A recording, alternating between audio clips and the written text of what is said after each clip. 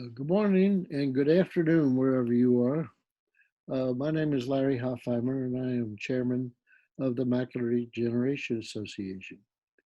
I want to welcome you to our webinar called Resources for Low Vision, which I think you're going to find very, very interesting and helpful. I also want to thank our sponsors, Regeneron and Novartis, for their support of these virtual programs. I also want to recommend, also want to thank Dr. Schuldinger for his support and the support of his group. Let me give you a little background about the Macular Degeneration Association before I introduce Dr. Schuldinger.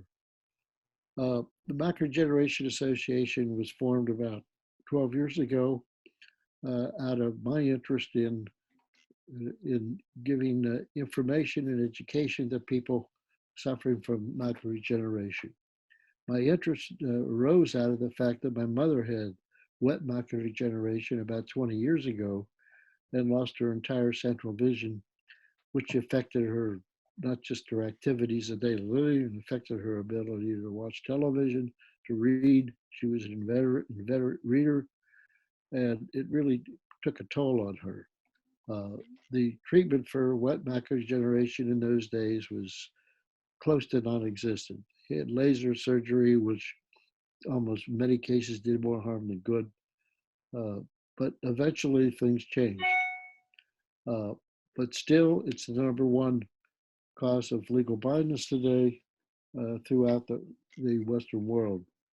And I think it's something that patients, need to understand better because it's almost an epidemic proportion when you look at the numbers, and the doctors just don't have the time to explain to patients just all about macular degeneration.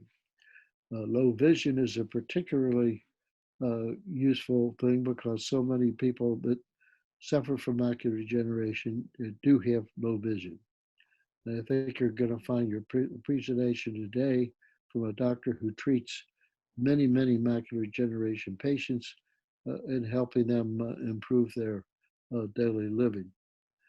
The Macular Degeneration Association is a 501c3 nonprofit foundation, and its contributions from the public really enabled us to sponsor these programs, which we intend to do both virtually and we used to do all in-person conferences, but for obvious reasons, the epidemic virus has not enabled us to do so.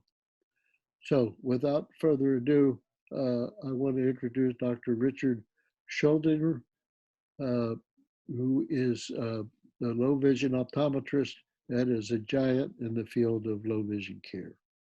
He is a low vision diplomat emeritus at the American Academy of Ophthalmology and president of the International Academy of Low Vision Specialists.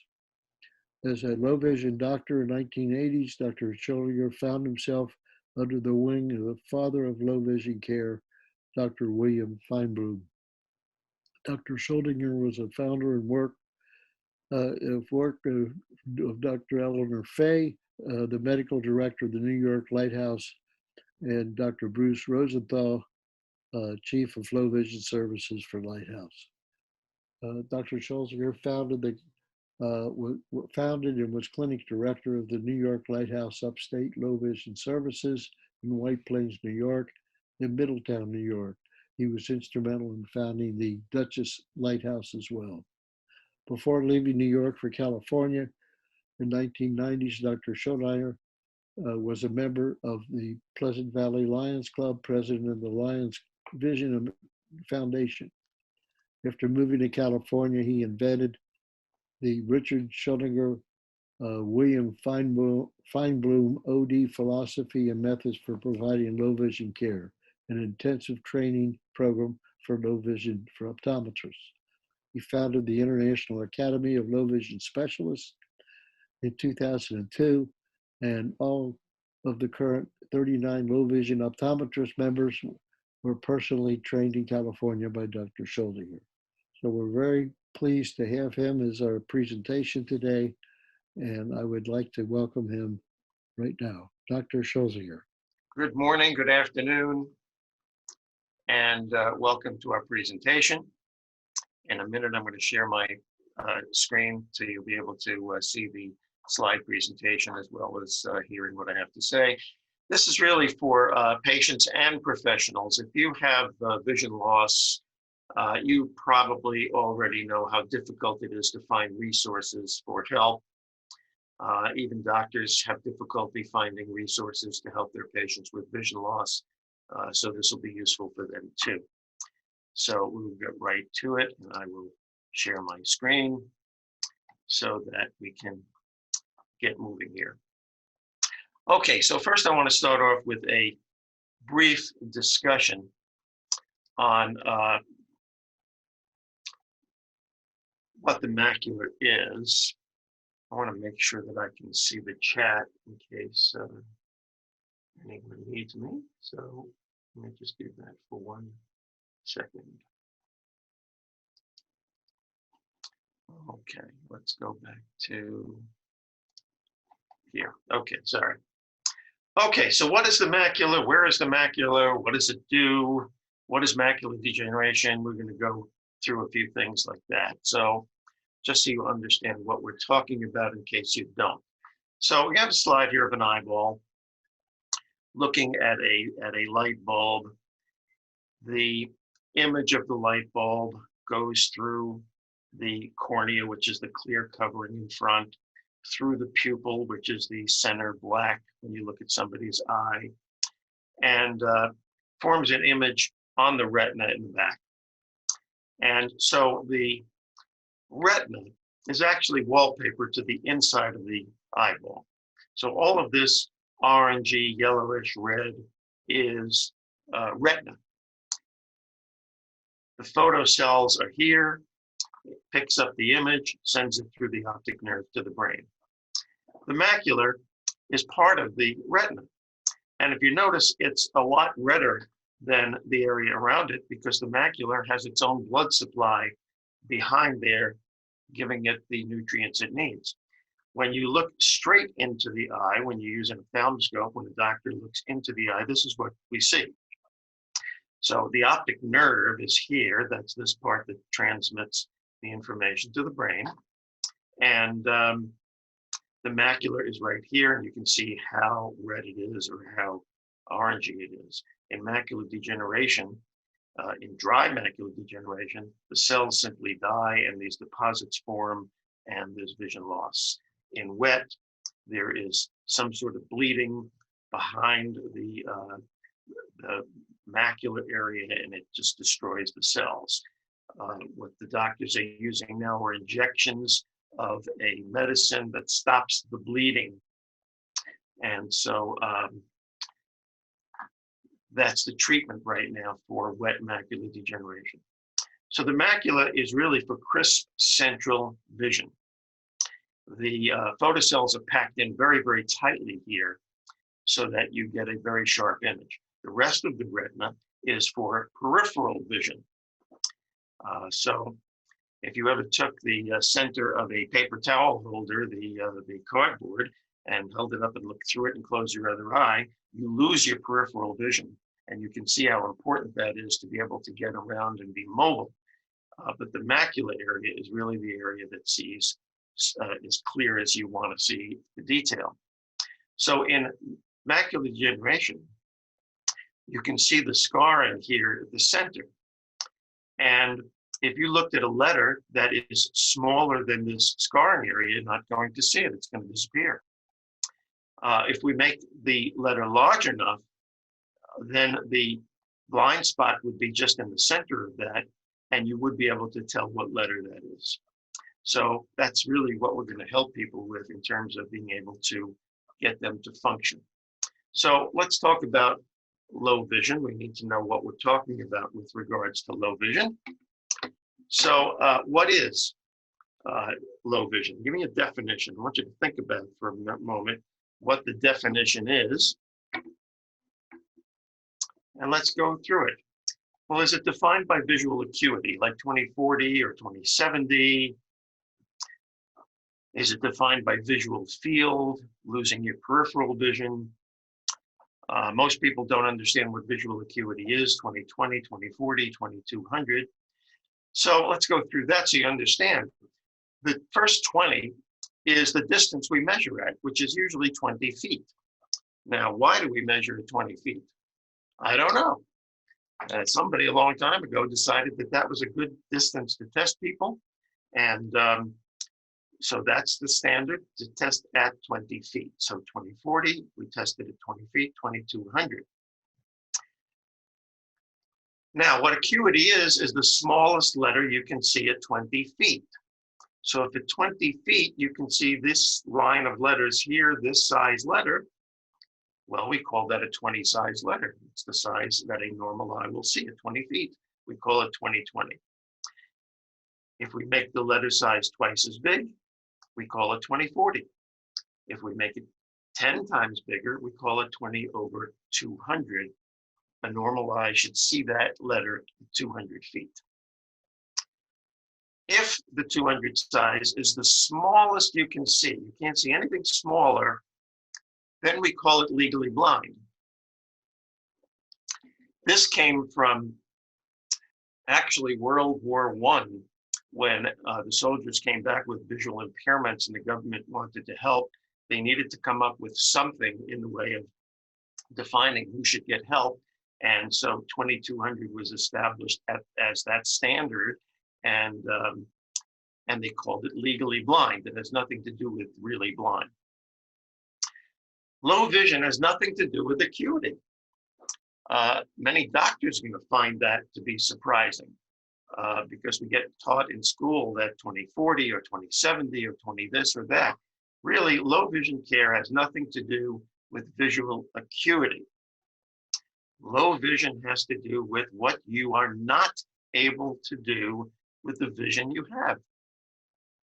So the definition that I use is fully corrected vision with glasses, contact lenses, or whatever, fully corrected vision, which is insufficient to do what you want to do. So low vision care is about doing, not seeing. And what do people want to do? Many want to continue driving, reading, working on the computer, seeing faces, watching television. So number one resource, in my opinion, for a person with vision loss is a low vision eye doctor. And there are doctors who are very experienced in dealing with vision loss. It's not always easy to find one, and we'll give you some information later about how to do that. In my opinion, people with macular degeneration need 2 eye doctors. You need a medical eye doctor to treat the macula. If it's dry, you want to make sure it doesn't turn to wet. If it's wet, you want to really get those injections as quickly as possible. I know it doesn't sound like fun, but believe me, if you let it bleed, you're going to lose a ton of vision. And so you really need to have it treated. But then you need a low vision eye doctor to help you to do things. A low vision eye doctor to treat the vision problem, the vision loss. So how can you keep doing what you want to do in life, even though the vision loss is permanent? So what do we do in a low vision evaluation? Well, the first thing we do is accurately measure the vision. We need to know exactly how much vision you're dealing with. I'm going to go back a few slides here on purpose, because I want you to notice that this big E here, the 2200 E, is at the top of the chart. And the second line on most eye charts is a 2100 letter size. It's very important to the low vision doctor to know if there's any vision in between these, because suppose the eye can see 20/180, 180 size letter. Well, it's going to be classified as 200. Suppose it's 120 size letter the eye can see. Again, it's going to get classified as 200. We need to know exactly what the vision is, not that. So we accurately measure vision. The next thing we must get is a wish list. What do you want to be able to do that you can do? if there's nothing really in the realm of something you want to be able to do, you really don't have low vision. So because low vision doctors are really geared to helping you do the things you want to do. What you want to do is listen to music. You don't need the low vision doctor. And then the third is, how do we help you to be able to do those things? So I mentioned accurately measuring vision. So we use handheld eye charts, or at least I do, and the doctors I've trained, with numbers. And we can measure distance not just at 20 feet. If necessary, we can come down to 5 feet, 10 feet, 1 feet. We had to, 1 foot. And we can start to work on what we call eccentric fixation. Many macular degeneration patients have noticed that when they look to the side of something, they actually see it better because there's healthy retina. It doesn't work as well because the photocells are not packed in as tightly, and so you're not going to get a very sharp picture, but at least it will be better than where the blind spot is. So we can do that when we measure the vision. Next thing we need to do is get the wish list. So at least in my opinion, we divide the wish list into 3 different categories. One is the near distance tasks. Second is the intermediate distance tasks. And the third is the far distance tasks. Because low vision devices and lenses and magnifiers all work at specific distances. So the distance is very, very important when we're dealing with helping you.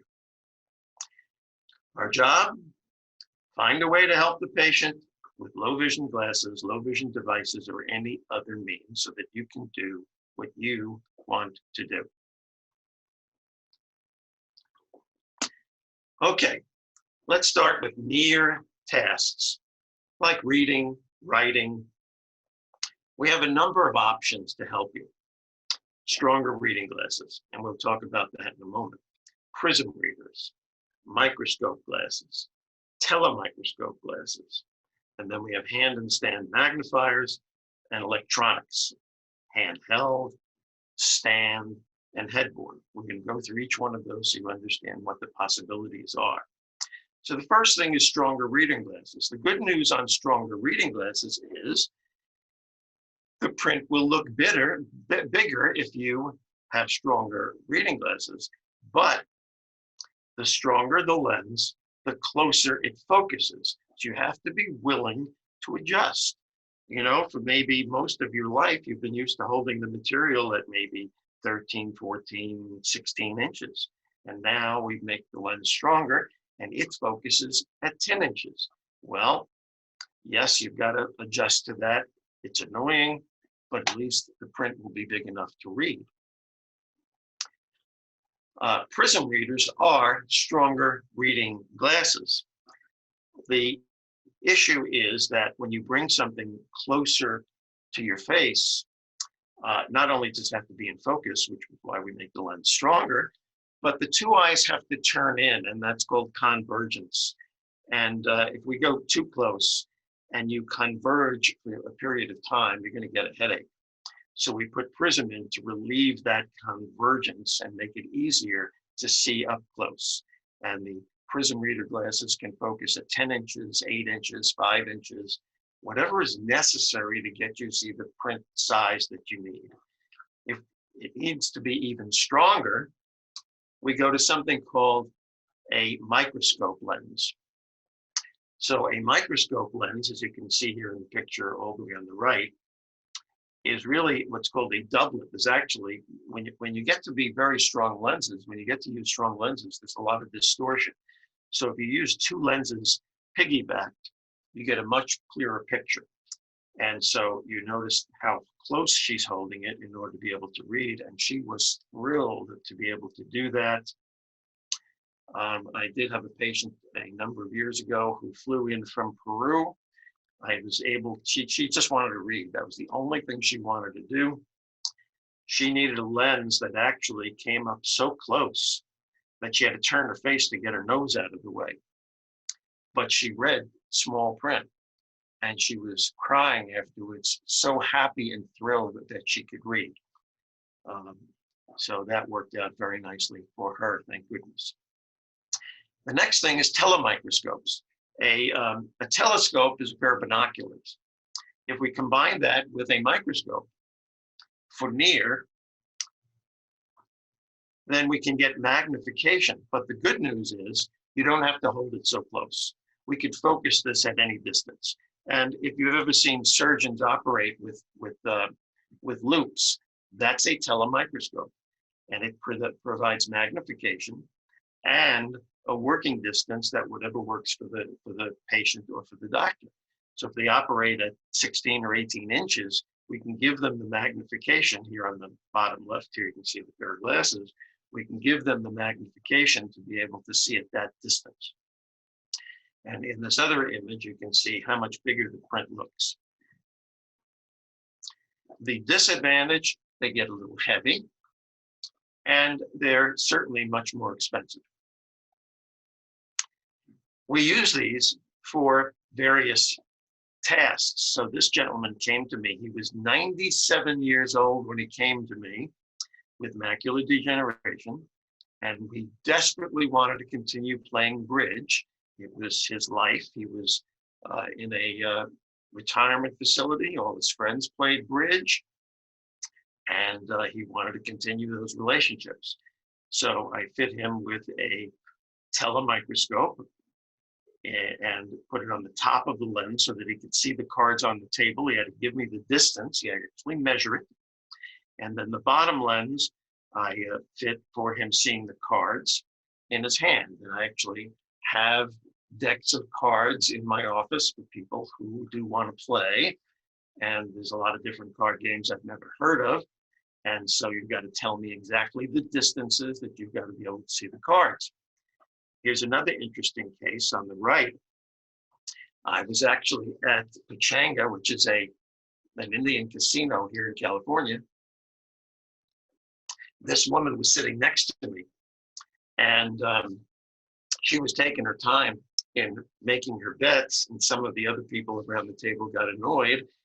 And she said, I have macular degeneration. It takes me a few minutes. You just have to be patient. I was sitting next to her. When the hand was over, I said, I can help you. I'm a low vision doctor. And we struck up a very nice conversation. She came to me, and I fit her again with a telemicroscope pair of glasses. And we got permission from the California Casino Gaming Commission to sit her at a table with a dealer. Of course, there was no one else there. And make sure that she could actually see the cards on the table at any of the seats. Any of you who played Texas Hold'em know that there's 9 seats around the table and there's different distances. So the distances became critical that I could get her the depth of focus to be able to play poker. So that's the kind of things we deal with in low vision.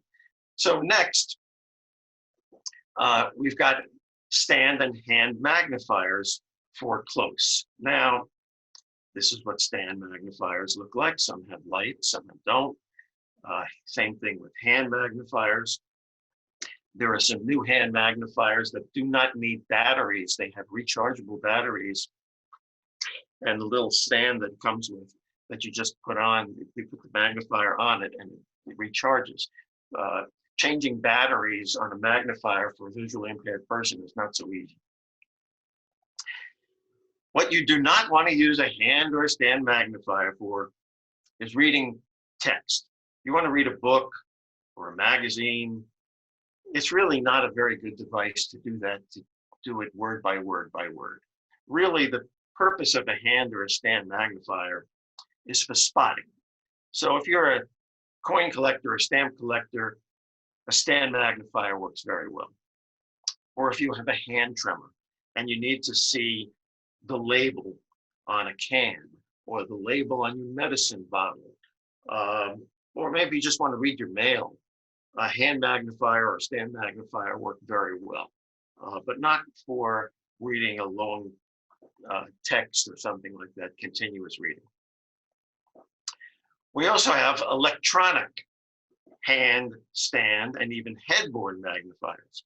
So on the left here, you see a hand magnifier. It looks like a regular hand magnifier with a handle, except it's electronic. The benefit of electronic is it changes the magnification. So you can, with the push of this little plus button over here, you can increase the magnification. So if you happen to be picking up maybe a medicine bottle, and the print on some of those is ridiculously small, you just increase the magnification. You can also change the contrast. So you make it white on black, black on white, yellow on blue. So you've got a lot more options on that. There are head-borne magnifiers that can be made basically for reading. Yes, it's a little cumbersome, but some people find it very useful. And then there are stand. So this is a closed-circuit TV stand magnification system. You have a screen, you have a camera, you put anything you want there underneath the camera and it shows up. So you can do reading, you can do writing, you can even do nail polishing if you want to. Just make sure you polish the nails down here and not up here on the screen. Okay, so then we go to intermediate distances. And now we got to get a specific distance. So television might be 10 feet away. Again, the poker lady, you saw that playing bridge. So we use telemicroscopes. This is a telemicroscope. It's a pair of binoculars that are focused for a particular distance. This is an autofocus system where any distance you look at, it will automatically focus that distance. So it's very nice. Again, it's a little heavy, it's a little more expensive. And then there are non-focusable prescription glasses where the bottom has a prescription in it for your best clarity and the telescope on the top. I'll tell you a little story about this bioptic telescope. I made a pair for myself really for football and baseball games that I used to be able to go to before COVID. But my cataracts are getting a little worse. I'm not ready for surgery yet. And I haven't even noticed that my vision has changed that much. But because of COVID, well, we're now starting to use Netflix and some of the other Amazon Prime, which we never used before. We just watch television. Well, now I'm searching and I'm finding that the TV being 15 feet away, the search bar is a little small and the letters are a little small. Decided to put on my bioptic telescope glasses and whoa, it's much clearer and I can do my searches. One of these days I'm going to be going for cataract surgery. So as I mentioned, there are head-borne devices and we'll talk about that a little more in a second, but some of them are better for watching TV, some of them are better for reading, some of them are better for distances. They are a bit cumbersome, they are relatively expensive, but they work. So now we get to far distance tasks. So we've got bioptic telescope glasses, handheld binoculars or monoculars, and head-borne video devices. These are really the only things that really help with far distance tasks. So one of the things that people want to do, in fact, almost everyone who comes to me wants to be able to drive. Not everybody is going to be able to. But bioptic telescopes do help for driving. And I'm going to show you a video, bring this over here, of Dr. Dave Armstrong, who I trained back about 15 years ago. And he did this video on YouTube on driving with bioptic telescopes. And let me make sure this is going to be loud enough for you to hear it. I'm not going to play the entire 4-minute and 25-second video. Just going to give you a little bit so you understand what it's all about. So here we go. I'm Dr. Dave Armstrong. I want to demonstrate to you how bioptic telescopic glasses are used for driving. Many states, including Virginia and our close neighboring states, issue a special permit allowing people who are unable to pass the regular vision requirements of the DMV allowing them to drive while wearing bioptic telescopic glasses. All right, so now I'm going to move this up a little bit. I want you to notice, first of all, as I'm driving, you'll see that I'm primarily looking through the lower part of the lens. We call that the carrier lens, and that has my prescription in it, just like my regular glasses. When I need to see something down the road a little bit better, there's a sign in front of a convenience store up here. I lower my chin, it gets magnified through the telescopic glasses, and I can see that gas costs $3.05 a gallon. But primarily I'm looking through the lower part of the lens. I'd also mention that the telescopic part of the lens at the top has my prescription, just like the lower part. So whichever part of the lens I'm looking through, in addition to the magnification, I'm getting the benefit of my regular eyeglass prescription. All right, now I'm going to move it up to the last part that I wanted you to see.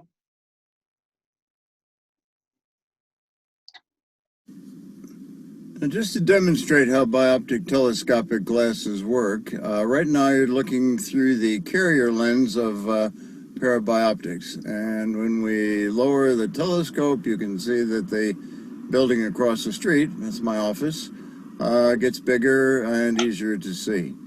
So here it is with the carrier lens. Here it is with the bioptic telescope. So that's really all there is to using bioptics. You look through the carrier. Okay. Excuse me. Okay, so that's how bioptic telescope glasses work. Bioptic telescope glasses make a safe driver safer. They do not make an unsafe driver safe. You can get a handheld monocular or binoculars to be able to see at a distance just as well. We used to use that a lot at the Lighthouse in New York. People walk a lot in Manhattan. They need to see what street they're on. They hold up the monocular to be able to see what they're, where they are. Then we've got headboard devices, and some of them are built so that you can actually get around, that there is mobility, that you can see under it and through it. So that's also available now. So that's what low vision doctors do, and it's certainly a resource that you should be taking advantage of. Other resources. There's occupational therapists, and they are health professionals trained to help people overcome their limitations so they can live more independent lives. Occupational therapy for children and adults with vision impairment aims to maximize existing skills. They're going to offer alternatives and easier ways to do things. They can also go into the home and suggest changes to make you safer and to make life easier for you. So, for example, as an occupational therapist working on food preparation, on actual cooking, they may put bump dots on your oven or on your microwave so you know exactly what button you're pushing. There's a lot of modifications they can make in order to be able to help you function better. Some have some training in what we call eccentric fixation, being able to use the side of your macula and not your macular. It's not easy to do that. The brain really has to learn to be able to use side vision. And so here's an occupational therapist teaching a woman how to move the eye back and forth to using a different part of the eye than the macular. Again, it's not easy to learn to do that, but it certainly helps if you can. Other resources. Social Security and disability insurance pays benefits to you and certain members of your family if you've worked long enough and paid Social Security taxes. You may want to look into that and see if you can get some benefits there. Supplemental security income. SSI pays benefits based on financial need and is intended for low-income individuals and families. Orientation mobility instructor. Orientation mobility instructors, I believe, have master's degrees in teaching people who have various handicaps to be able to get around.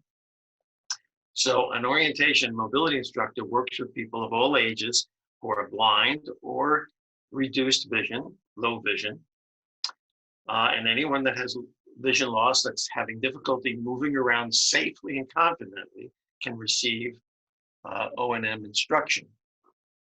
There are also, by the way, driving rehabilitation instructors that I hadn't inserted here, just realized that I hadn't, so I apologize for that.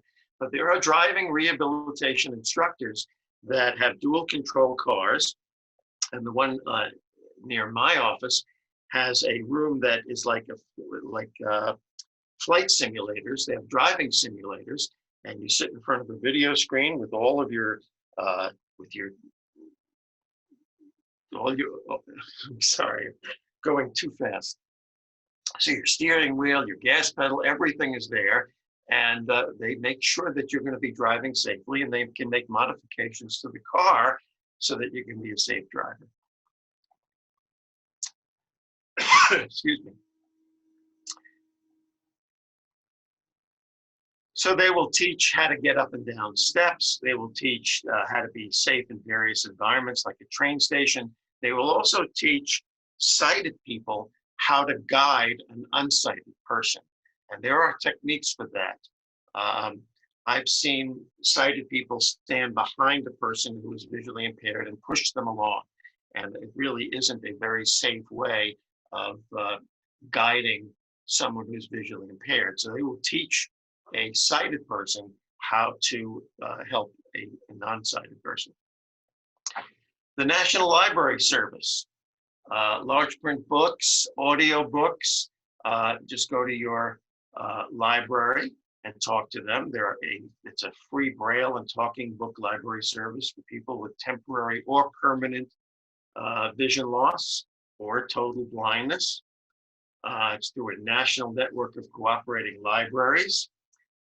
So just talk to your library and see if that's available for you, see if that helps. So other resources. To find a low vision doctor, my number one suggestion is do a Google search on the low vision doctor or low vision information or just low vision. It'll come up. Take a look at the website of the doctor, call and ask if they do the things that I've suggested, if they have the kind of equipment. Do they have low vision demonstrators, hand magnifiers, stand magnifiers, the telescope glasses? Do they have them in the office to be able to demonstrate to you? In my office, I have demonstrators of everything. And so we prove that it's going to work and get you to do what you want to do before we order anything. So you want a low vision doctor that has those kinds of equipment in the office rather than using some sort of mathematical formula and hope that it's going to work. There's the International Academy of Low Vision Specialists that I founded. We have 39 doctors throughout the United States. There's the State Department of Rehabilitation. Every state has help for visually impaired. Here in California, for example, in Riverside County, there's blindness support services. In New York, where I used to practice, there's the Commission for the Blind and Visually Impaired. Every state has help. So you just need to call your local Department of Rehabilitation, ask them where they can get help for visually impaired people, and they will direct you. Some have enough funds to be able to help purchase low vision equipment. Some have enough funds and a list of low vision doctors that they'll send you to for a low vision evaluation. Not every low vision doctor is on that list for various reasons. There's the American Foundation for the Blind. They have a website. I think it's afb.org, but you can look it up with a Google search of American Foundation for the Blind. They have a tremendous amount of information about blindness and visual impairments. The American Optometric Association has a low vision section, so they can recommend doctors if you go to their website. The American Academy of Optometry, and I am a low vision diplomate in the American Academy of Optometry. There are about 50 that have achieved that level. There's a whole testing procedure. And so you might want to look that up to find yourself a low vision doctor. The Veterans Affairs, the Veterans Department of Veterans Affairs has low vision departments, not in every single veterans hospital, but you can ask veterans if you are one, where you can get low vision services, and they'll direct you. There's the American Council of the Blind, the National Library Service that I've already mentioned, and then of course there's the American Macular Degeneration Foundation, and then the Macular Degeneration Association, which is sponsoring this, and I thank them for doing that. All right, so I think we are ready now for questions, and you have a question and answer box that you want to access, because that's the way to get questions in. And I'm happy to answer whatever questions you have. So fire away with your questions. Any particular computer software for Macs, and or what is optimal size monitor?